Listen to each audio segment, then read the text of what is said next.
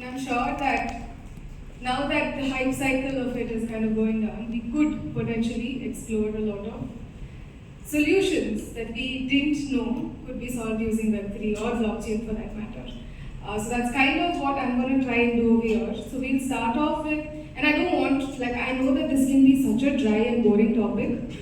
So what I've done is, and this is a passion project that I've been doing for the last 2.5 years, which is every time I come up with a new concept in Web3 or blockchain, I make like a very small comic strip out of it.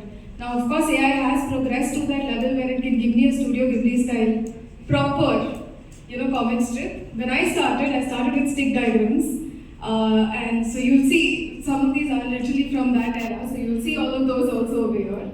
But yes, I do hope I can at least help all of you understand what the world of crypto has to offer to us, what blockchain really is about. And then once we're done with my monologue of sorts, we'll split us up all into kind of groups so that we can brainstorm on problems that we face in today's world. And then as a collective, we'll try figuring out what kind of a solution can we build on top of that. Cool? Yep. Alright. So we start off with a very ominous sort of a setup where, and this was again very long ago, so we see the rise of a very mysterious character known as Satoshi Nakamoto. No one knows who he is, no one knows what he does. But he's apparently ready to take all of the big banks in the world by their collar and bring them all down. Why? Because in 2008, the entire globe came crashing down simply because some heavyweights did not know how to manage risks at their end and they crashed the entire global economy. This is what we now know as the global financial crisis of 2008. So he decided we cannot trust anyone with our money. We'll have to be able to build systems that can operate in a trustless economy. You don't have to trust anyone to ensure that money goes from A to B. The money that you send to A has the same value that you actually wanted to send over there. And all of it happens without any third party coming in where they need to authorize the transaction or validate the transaction or whatever that is. And this was correctly the chaos that we're mentioning here. That was exactly what he didn't feel we could trust. Humans could be trusted to handle something as big as money. Of course, we've all seen how greed and fear plays out. It's still playing out today in the stock market as well, if you guys are following what's happening after Trump's announcement of all of the tariff news. So yes, there had to be systems which were unbiased, which didn't fall prey to human emotions and could safeguard our money and could safeguard our wealth.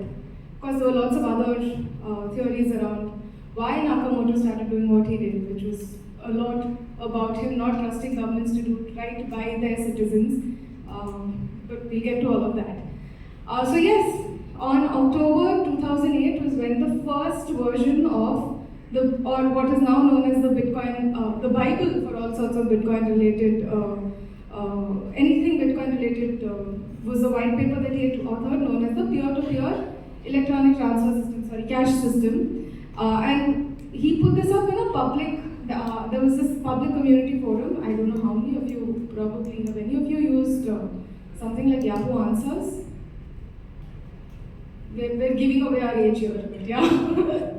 But yeah, so before all of this, even before Stack Overflow for that matter, there was a forum known as Yahoo Answers, and there were a lot of other such public forums as well. So Nakamoto just published this paper of his, and can you guess what was the first comment that he received over there? Any idea? So the first comment was, by the way, from someone who is now a part of Trump's administration. He had mentioned that while this is very secure and very decentralized, this can't scale. How are you ever going to scale this?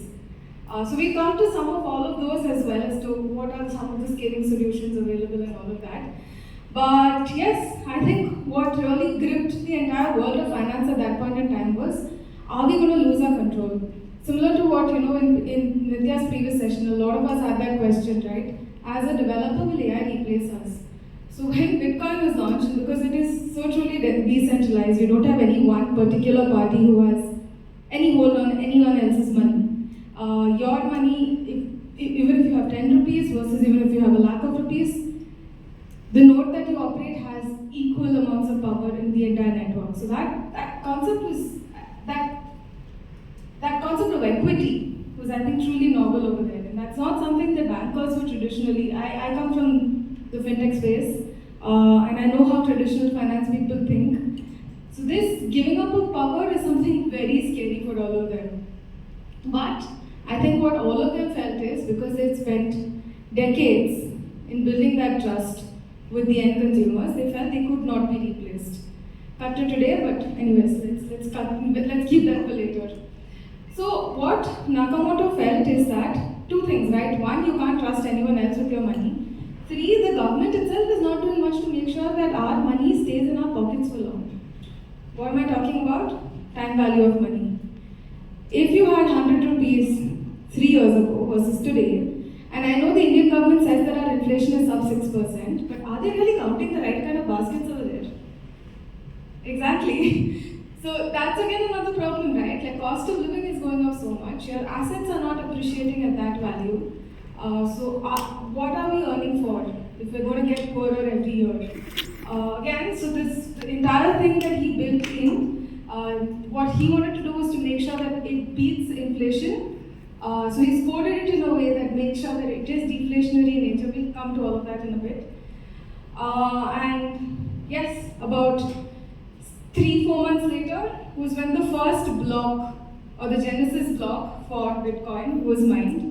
And it very, very cheeky of Satoshi Nakamoto, because he timestamped it with a headline from the Times, which read that the chancellor is on the brink of a second bailout for banks. So very cheeky, tongue-in-cheek sort of a moment to say that this is not going to happen if you have an asset class like Bitcoin or any cryptocurrency that's decentralized. This will not happen. You will not need to bail the system out. And then cut to a few years later, we had the first, so a lot of the tech geeks got in on the initial hype cycle for Bitcoin. And one of the biggest questions that was going on in all of these forums was, I'm mining Bitcoin all right, but how do I use this in the real world? I really can't use this in the real world. So now this is what is famously now known as the Bitcoin Pizza Day, where the first ever real world transaction using Bitcoin was done. And this person actually spent 10,000 Bitcoin in buying 2 pizzas in the US. Like, I can't even imagine what 10,000 Bitcoin today would sound like. Like, the number of zeros itself, it's like flabbergasting to me. But a bit of a side story, while it made it look like as if Domino's was actually accepting Bitcoin in exchange for pizzas, that's not really what happened over here. What happened is he put up this offer on a public Discord saying, I want to buy pizzas with Bitcoin. Who can help me do that? So there was another very smart guy at the back end who said that, okay, transfer it to me and I will get the Bitcoin delivered to you. So he got those 10,000 Bitcoins into his crypto wallet. And then he placed an order, he got his address and all that, and he placed an order on Domino's, and voila, pizzas was there at his end. So yes, a little bit of a backstory over there. But this is not really where the story of blockchain really started. In fact, if we have to go back in history, blockchain probably had its origin in the 1800s, like approximately around 1860, when the first computers were actually being productionized and were huge, massive systems bigger than this entire room, was when people started actually laying the groundwork or laying the seeds for a massive system like blockchain to come into existence. And these are some of the names that I think all of us should, if you're interested in the world of blockchain or technology in general, these are some of those very, very iconic people in this entire story. Because if we didn't have Paul Baran or Ralph Merkel, for example, we would not have learned how to securely distribute data across different servers and make sure that it does not get tampered. So these two men were kind of the foundation, the foundational fathers for the entire blockchain revolution, and we'll see the role that they played as well. So Paul Baran was during the Second World War, where he was trying to figure out that if I have a communication system this was on the DARPANET at that point in time. So if I have a communication system that can be easily hacked by others, then that can mean that my spies that are out there on the field, they're not safe. So how do we figure a way around this to make sure that there's no single point of failure that happens over there? So he had three, and this I think most of you who have done computer engineering would kind of know. He had three broad network topologies that he thought of at that point in time. The first one was the star. Star is basically where all of your hubs have one central repository, so you're very prone to a single point of contact failure. The next one was what he called as the decentralized system, which is a lot like, it's very confusing right now to talk of decentralized in that context, but yes, decentralized worked a lot like our hub and spoke models. So you had individual clusters, and those clusters would have then one node over there that's communicating with the central node.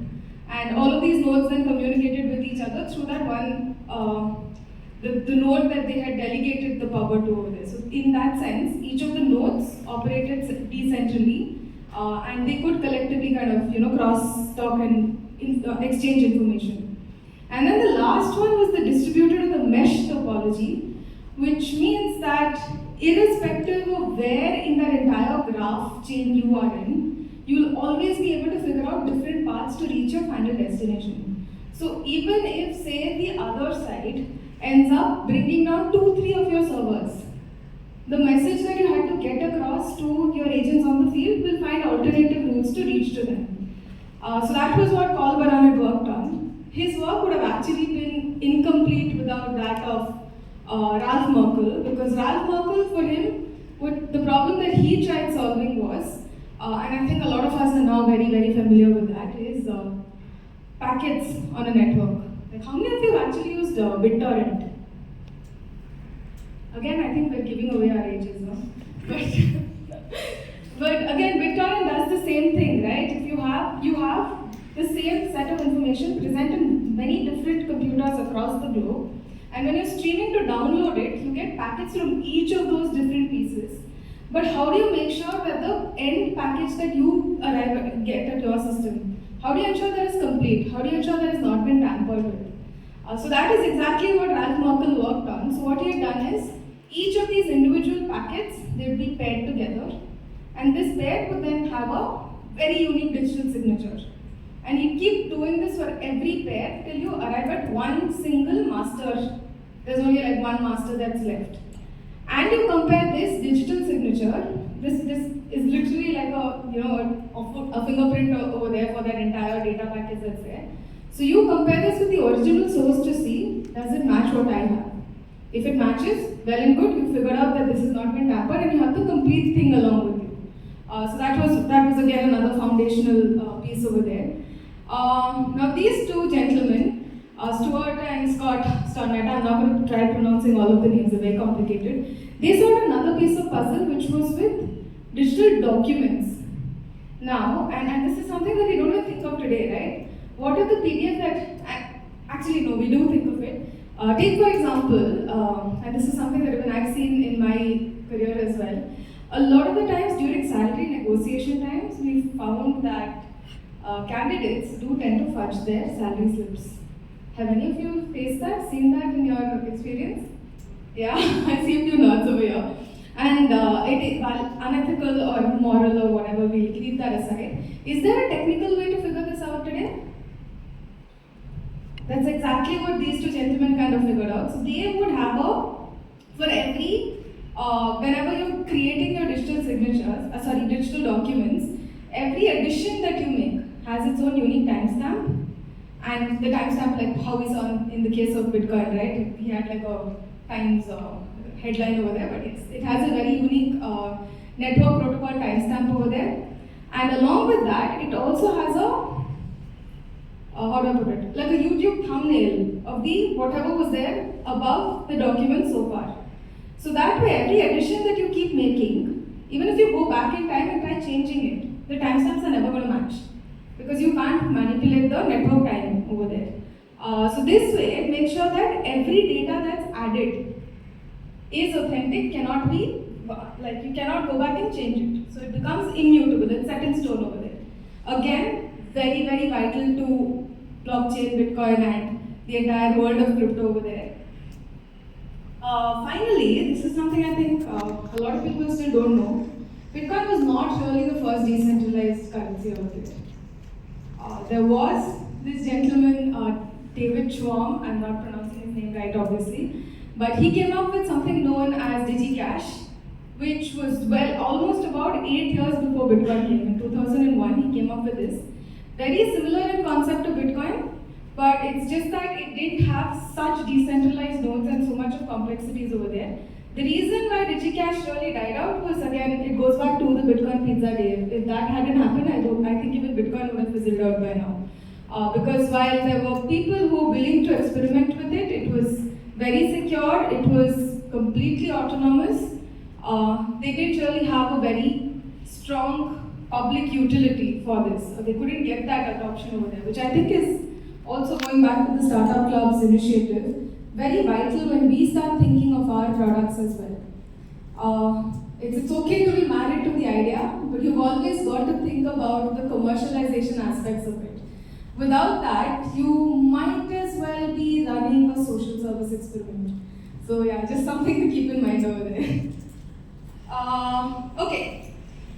Now let's move on to what's happening currently in the world of Bitcoin, where there is so much of institutional interest that's coming in. It's gone through a massive bull run ever since the crash it had in 2022, and now with Trump coming in, there's so much more speculation, FUD, and whatnot going on over there.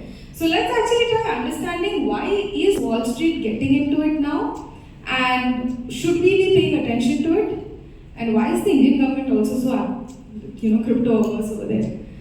So that actually, the reason why Wall Street is getting into it is because in the world of finance, if we can predict and model anything, we love those assets.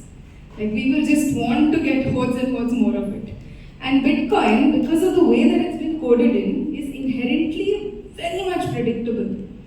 There is something known as a halving cycle in Bitcoin. So the way that Bitcoin works is, one, there is it's set in stone, you can't change the code.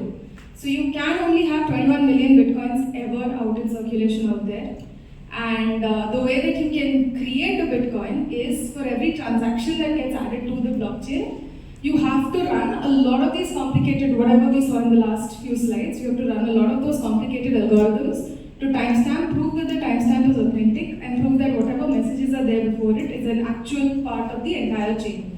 Once that happens, it gets added, and you have like each block has about 21,000 transactions that it can have, and these blocks then get added to the actual chain that's there. Now, once the chain is added, once you get to add the chain onto the master chain over there, you get a reward for it. Now, initially on the Genesis block, which was back in 2009 Jan, that gave 100 Bitcoins for every block that was added to the chain. But every 21,000 blocks that are added, the reward for it keeps halving. So from 100, we went to 50, 25, 12, and now we're sitting at 3.725, whatever Bitcoins that can be mined over there. Which means it's an asymptotic curve. How many of you understand asymptotic curves? Great, you guys must have gotten 100 in maths, but anyways, asymptotic curve basically keeps declining with time and reaches zero but never really becomes zero. So it keeps extending on till infinity ad hoc. And that makes, and this happens because it's coded in every 21,000 blocks, it makes it extremely predictable because on one side, the demand for blockchain is staying, for Bitcoin is staying relatively similar, but you know that at these periodical intervals, the supply is going to go through a shock and become halved over there. So it's very easy to predict the value over there. And of course, with erratic presidents like Trump, it's all the more easier to kind of game the system and increase the price. So that's kind of another reason why Wall Street is getting in. And they claim, so the way that they're getting in is through an instrument known as ETFs or exchange traded funds. So what they're claiming is it's a hassle to own and store Bitcoin, no doubts about it. If you have it on a centralized exchange, chances are the Bitcoin is not really residing on your wallet. And all of these centralized exchange. How many of you have heard of WazirX over here? How many of you lost money in WazirX over here? Okay, I still did. Yeah, we're gonna catch up after this. But so yeah, centralized exchanges are extremely prone to hacks, and all of the money that you put in can just be wiped out on one single day. So the other alternative is to actually have a cold storage, which means you need to have that hardware wallet. Setting that up is not a very easy thing for the layman. So an ETF is what Wall Street claims they're helping you to get access to this amazingly decent, deflationary sort of an asset class. Complete hocus pocus, they just want more of your money. But that is also, in a way, helping to drive up the prices and the demand for Bitcoin in the Western world at least. I guess Wall Street's making a bunch of money out of that as well. Lots of others have followed in. By the way, Michael Saylor, he's one of the biggest. So while his fund also has Bitcoin on their assets, he personally holds, I think, about, it was close to about, I think, $3 billion in Bitcoin, $3 billion in Bitcoin. So he holds a lot of money over there, and he can, at any point in time, just dump all the shares, and then you'll see the price of Bitcoin coming crashing down. But anyways, conspiracy theories aside. So this is what we were talking about, right? Like on one side, there is all of these centralized entities that are telling us, oh no, we're giving you access to all of this. Whereas the real harsh truth is that it's only the traditionalists who've learned how to set up their wallets who actually have their funds safe with them. Okay, now this is a complete edition that I've done for my comic book that I was building, which is around the time that we were having the COP26 climate convention. There was a lot of talk about how Bitcoin and all of these cryptocurrencies mine these currencies, they take up a lot of energy. So are there clever technical solutions to kind of circumvent that and make sure that we're giving access to money and money that's your own to people while making sure that it's not that energy intensive to the rest of the world? There are. So that kind of brings us to understand that we kind of have to understand the different kinds of way that a block is created. Which we'll start off with what is known as the consensus mechanism. Now, consensus is basically the way in which other governance protocols for all of these blockchains. When we talk about consensus, we're saying what is the mechanism by which we can say that yes, whatever transactions have been done, it's authorized, and now we can add it like this to the end block. So there are a few broad ways. The first way is what Bitcoin does, which is proof of work, where everyone needs to submit their, the hashed version of the transaction in order for it to get added to the system. And the first person who submits it will get the reward over there. But unless and until every other node says yes, this hash works, it does not get added, otherwise it gets rejected. So that is a proof of work. The next one is a proof of stake. I don't know why I use the same image, sorry about that. But the proof of stake basically says that this was actually supposed to be proof of stake. So here it basically says that while everyone has access to their own nodes, they're delegating it to one person, in this case to the child Batman over here, to verify and hash all of the transactions, incoming transactions that are there. What this means is that these two nodes don't really need to, because they're delegating their authority to this person, they don't really need to be working on that. The nodes don't need to be active over there. So you're reducing your energy consumption by almost a third over there. And then there are, of course, unified ways of doing it, which is a lot similar to what a central bank does today. And there's a very complex algorithm known as DAG, which stands for something acyclic graphs. I'm not even going to get into it. It flew above my head, so yes, a lot of maths over there. But here what essentially happens is you're giving the control to 2 or 3 entities to authorize all of the transaction, which literally makes it going back to what our central banks do. They're the ones who have the authority to create money for us and tell us how much money we can ever own at one point in time, because the rest of it will anyways be taxed out of us. Now we come to the different layers that are there to the entire pie of blockchain. So on the base layer is what we saw in the historical overview of blockchain, which is known as the fundamental, the protocols that we use, the infrastructure that we use. So your Merkle trees that are there, if there is a hashing algorithm that you're particularly using, that one. The next is the actual, this I call more like the transactional layer. So where you have the Ethereum and the Bitcoins and all of those lying over there.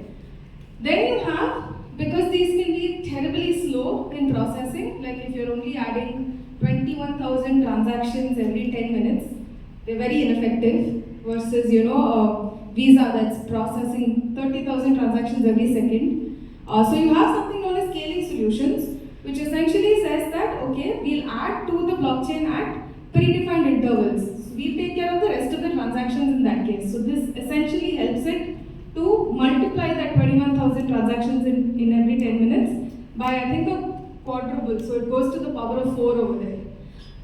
Then you have layer 3, which is where I think it starts getting a lot more serious over there, because here you have all of the governance protocols that are there.